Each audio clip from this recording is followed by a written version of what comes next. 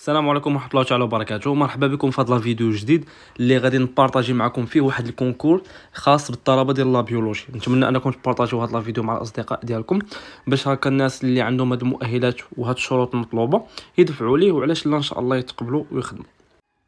دونك فوالا، هذا هو الكونكور ديال الكنوبس.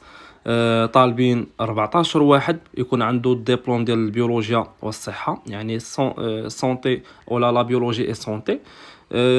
طالبين العمر يكون المينيموم 18 عام والماكسيموم 45 عام، يكون عندهم الدبلوم ديال الماستر، سواء ماستر سبيسياليزي او لا ماستر فوندامونتال. بالنسبه للدوسي اللي غيصيفطوه فغادي يكون فيه طلب ديال المشاركه. هاد الطلب ديال المشاركه يعني فحال اللي تاخذوا موتيفاسيون فيها لي زانفو بيرسونيل ديالك وفيها حتى السيناتور واضح، السي في ديالك. ايضا لاكارت ناسيونال تكون فوتوكوبي، ولا كانت ايغاليزي غادي تكون مزيانه.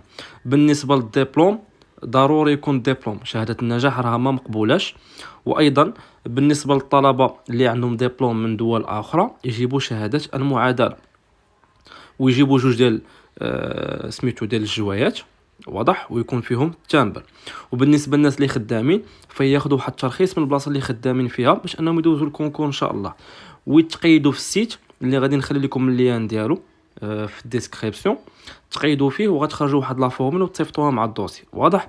بالنسبه لهاد الدوسي فغادي تصيفطوها في البوسطه، وبالضبط العنوان ديال الصندوق الوطني لمنظمات الاحتياط الاجتماعي 4 زنقة الخليل، صندوق البريد 209. واضح هادشي اللي كاين. الله يوفقكم والله يسر لكم. غادي نخلي لكم هاد التصويره في الاخر ديال الفيديو باش اللي يبغي يسكرينها.